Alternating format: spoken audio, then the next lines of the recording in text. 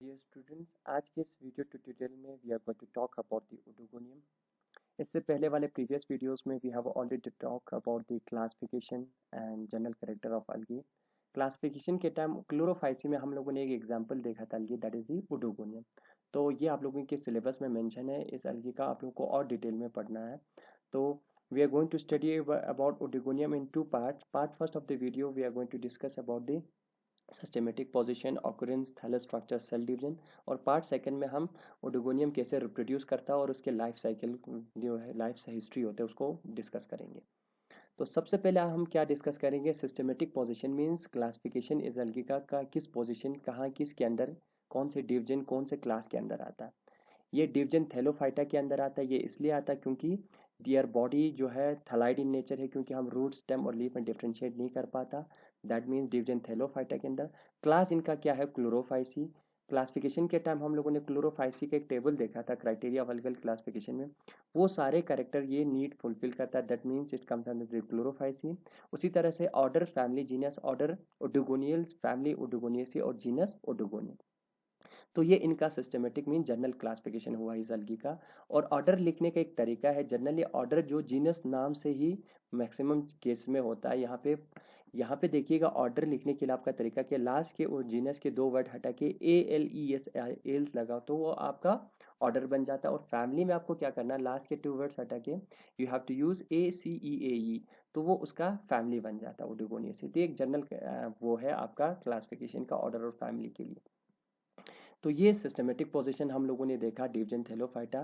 फिर इसके बाद हम बात करते हैं ऑकरेंस मीन्स ये अलगी कहाँ कहाँ पाए जाते हैं। जनरली ये आपके लेक, पाउंड और जहाँ वाटर रुके हो वहाँ पे पाए जाते हैं। ये एक नेचुरल हैबिटेट है इसका। जनरली आपको कहीं पे भी पानी रुका और कुछ इस तरह से आपको चीज़ें नज़र आए तो समझ जाइएगा कि वहाँ पे ओडोगोनियम आपका प्रेजेंट है। और throughout the world 400 species अभी रिपोर्ट किया गया है, जिसमें से 200 has been reported from India. And some important species that are Odigonium elegans, Odigonium aster, Odigonium tenuis, which has been reported from our country. Occurrence हो गया। फिर उसके बाद हम देखते हैं थैलस स्ट्रक्चर के बारे में। सबसे पहले थैलस स्ट्रक्चर में, थैलस हम लोगों ने वर्ड इसलिए क्यों यूज़ किया क्योंकि यहाँ पे थैलाइड प्लांट बॉडी है। तो थैलस इसका क्या है, जो इसकी प्लांट बॉडी है that is green in colour. यहाँ पे देखिएगा ये एक माइक्रोस्कोपिक इमेज है, माइक्रोस्कोप के अंदर इस तरह से आपको चीज़ें नजर आएगा। ग्रीन है, मल्टी सेल्यूलर है, filamentous and unbranched and uniseriate. Uniseriate means single row of cell, यहाँ पे याद रखिएगा। ये देखिएगा that is green, something green in colour. Multi cell बहुत सारे सेल का बना है। फिलामेंटस है, हेयर लाइक स्ट्रक्चर है। एंड अनब्रांच, देखिए कोई ब्रांचिंग सिस्टम इसमें नहीं है, ठीक है, यूनिसीरिएट। और अगर हम एक सेल की बात करें यहाँ पे मल्टी सेल्यूलर में, अगर एक सेल को कंसिडर करें यहाँ पे, तो ये जनरली क्या होता है, दैट आर यूनिन्यूक्लिएट मीन्स एक न्यूक्लियस होगा, haploid in nature and eukaryotic in nature. Eukaryotic in nature means eukaryotic cell का है, सारे मेम्ब्रेन बाउंड सेल ऑर्गेनेलेज इसमें प्रेजेंट रहेंगे। और सेल वॉल की बात करें तो जनरली कुछ फ्यू केसेस में हमने देखा कि there are 3 cell wall. Cell wall जो होता है वो made of 3 layer, sorry. Outer that is made of chitin, middle जो लेयर बनी होती है that is made of pectin, और जो इनर जो सेल वॉल होती है दैट आर सेल्यूलोज।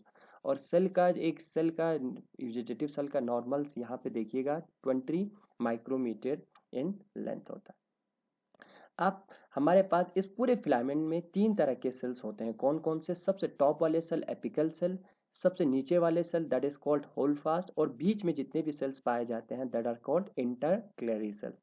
तो एपिकल सेल का फीचर क्या है, it is the outermost topmost cell है। और यूजुअली ये क्या होता है, rounded towards apical, apical side से देखिएगा ये थोड़ा सा राउंड रहता है। And that is green in colour means ये chloroplast that is containing chloroplast. फिर इसके बाद आपके पास सबसे नीचे वाला सेल बेसल सेल, ये क्या है, इट इज जनरली लॉन्ग है, कलरलेस होता है मीन्स क्लोरोप्लास्ट एब्सेंट रहता है। एंड इनका मेन फंक्शन क्या है, आपके इस ओडोगोनियम को कहीं पे भी सबस्ट्रेटम के साथ अटैच कर रखना, मीन्स कहीं पे भी इनका जगह मान लीजिए कहीं रहना है तो वहाँ पे सबस्ट्रेटम जिस जगह पे ये अटैच रहता है with the help of hold fast रहता है। और होल्ड फास्ट के अंदर नीचे देखिएगा फिंगर लाइक प्रोजेक्शंस निकलते हैं दैट आर कॉल्ड हैप्टेरिया। और ये हैप्टेरिया मदद करता है सबस्ट्रेटम पे अच्छे से वो ग्रिप करे और वहाँ पे बैठ जाए अच्छे से। फिर इसके बाद हमने कहा कि जितने भी सेल्स बीच में होता है that are called intercalary sales. ये सेल्स जो जनरली आपके लॉन्ग होते हैं, रेक्टेंगुलर इन शेप होता है, ये देखिए रेक्टेंगुलर इन शेप। और कुछ सेल्स में ऊपर आपको कुछ कैप लाइक स्ट्रक्चर्स रहता है, ring like structure, that is called cap. यहाँ पे देखिएगा, देखो ring like structure, this are called cap are apical cap. और जिन सेल के अंदर कैप पाया जाता है that cells are known as cap cell. That is all about the thallus structure. Now fourth that is the we are going to talk about the cell division. ये बहुत ही इंपॉर्टेंट है cell division, क्योंकि इस अलगी में एक unique feature है सेल डिवीजन का, क्योंकि एपिकल कैप सेल्स बनते हैं, ठीक है। That means peculiar feature of this algae. और इनका क्या कैसे होता है ये नीचे वन बाय वन हम देखते हैं। सबसे पहले आपका सेल डिवीजन जो जनरली होते हैं mostly occurs in intercalary cells, means आपके इन सेल्स में क्या होंगे, सेल डिवीजन होगा। एपिकल सेल और आपके होल फॉस सेल में जनरली सेल डिवीजन नहीं होता, ये चीज याद रखिएगा। तो first cell that is showing the intercalary cell, ये ए लिखा हुआ, that means first A figure. फिर उसके बाद क्या होता है, initially the nucleus from lateral position moves to the centre. आपका न्यूक्लियस यहाँ पे कोने पे है, यहाँ से मूव करके सेंटर की तरफ चला गया, that is in diagram B.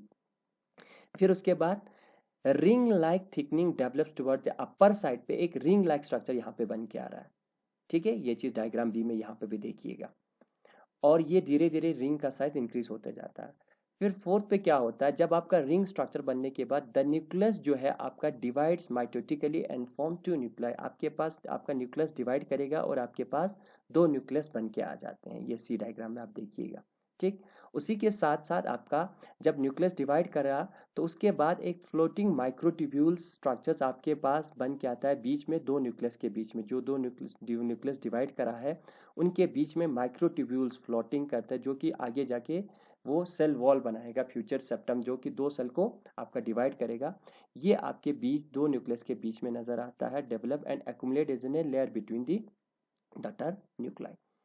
फिर इसके बाद रिंग लाइक जो आपका थिकनिंग हो धीरे धीरे क्या हो जाता है, ये रिंग लाइक स्ट्रक्चर धीरे धीरे इलोंगेट कर जाता है, बड़ी होती जाती है and splits the mother wall. और आखिरकार ये क्या कर जाता है, जो मदर वॉल है उसको आपका ये यहाँ पे टूट जाती है इस लेयर में, ये देखिएगा ये टूट के ऊपर की तरफ, और नीचे वाला आपका ये नीचे की तरफ है, और ऊपर इन दोनों के बीच में क्या हो जाती है, because of the ring formation ये मदर वॉल आपका टूट जाती है। And it's the upper ruptured mother walls towards the apical region. और ये वाला पार्ट, ये याद रखिएगा, ये वाला पार्ट अब आपका यहाँ पे क्या कर जाता है, दैट आर अटैच्ड कहाँ पे, टुवर्ड्स द एपिकल रीजन, ऊपर वाले हिस्से में अटैच कर देता है यहाँ पे। एंड वो ये जो आपका मदर सेल जो रैप्चर करके ऊपर सेल की तरफ इकट्ठा हुआ या यहाँ पे ऐड हुआ, दैट इज कॉल्ड कैप। ये चीज इंपॉर्टेंट है, that is called new cap आपका बना, ओल्ड कैप ऑलरेडी आपका प्रेजेंट था। तो यहां से आप लोग को समझ में आ जाएगा कि कैप कैसे बन रहा है, ठीक है। नेक्स्ट आपका है जो फ्लोटिंग सेप्टम है जो बना था, वो धीरे धीरे क्या कर जाता है, gradually goes up to the base of the future daughter cell. Future daughter cell के कहाँ पे, फ्यूचर डॉटर सेल, ये फ्यूचर डॉटर सेल है आपका, उसके बेस पे मीन्स बिल्कुल एकदम से नीचे वाले हिस्से पे मूव कर जाता है। और लास्ट में वो क्या डेवलप्ड होता है, that comes in a wall between two daughter cell, means वो आपका वॉल बन जाता है और दो सेल को आपका सेपरेट कर देता है, that is you can see in the diagram E. यहाँ पे देखिएगा ये सेप्टम बन गया। फिर उसके बाद आपका क्या होता है, द रिंग मटेरियल, जो रिंग मटेरियल यहाँ पे ये जो रिंग मटेरियल बड़ा होके ठीक इलोंगेट करके बना था, that finally forms the wall of upper daughter cell. जो पूरा ऊपर जो एक नया वाला सेल बना है उसका ये रिंग आगे जाके वॉल बनाता है डॉटर सेल का, ठीक है। और एक चीज यहाँ पे याद रखिएगा, जितने भी rupture parental wall remain attach to the upper end, means जितने भी कैप बनेंगे ना यहाँ पे, दैट इट मीन्स यहाँ पे जितने कैप बने होंगे उतने टाइम सेल डिवाइड करा होगा। तो ये चीज यहाँ पे यही लिखा हुआ है, it has been found that the ruptured parent wall remain attached to the upper end of the new dividing cell in the form of cap called apical cap. And the number of, ये चीज important है, and the number of apical cap indicates the number of time it has divided। means यहाँ पे एक time already divide किया हुआ था, यहाँ पे दो कैप बना है, means this cell has been divided two times, ये चीज याद रखिएगा। तो ये आपका नंबर ऑफ कैप सेल क्या करता है, number of sorry apical cap indicate the number of time it has been divided. तो ये आपका ओवरऑल क्या है ओटोगोनियम का, आप लोग एक जनरल फ्लो चार्ट देखा है पूरा, इस डायग्राम में आपने देखा वन बाय वन। ये आपका माइक्रोस्कोप के अंदर, जब आप लोग कॉलेज लेवल पे माइक्रोस्कोप के अंदर देखोगे तो आप लोग को कुछ ओडोगोनियम इस तरह से स्ट्रक्चर देखने को मिलेगा। बीच में ये जो स्ट्रक्चर है दैट इज द ओगोनियम पर फीमेल रिप्रोडक्टिव ऑर्गन है। और ऑलरेडी मैंने एक टर्म यूज़ किया था वहाँ पे, Greek word means oedo means swelling reproductive bodies इसमें रहता है, इसीलिए इसको नाम ओडोगोनियम दिया गया है। तो ये ओडोगोनियम का एक थैलस है जो हम लोगों ने पूरा डिटेल पढ़ा है। अनब्रांच होता है, यूनिसेरिएट रहता है, और आपके जो 3 तरह के सेल्स हैं, ये चीज़ हम लोगों ने ऑलरेडी ने पूरा डिस्कस किया हुआ। That is all about. हमने क्या क्या पढ़ा? We have talked about the systematic position, occurrence कहाँ पाया जाता है, थैलस स्ट्रक्चर के बारे में, और सेल कैसे डिवाइड करता है। In part second we are going to discuss about the reproduction in life cycle.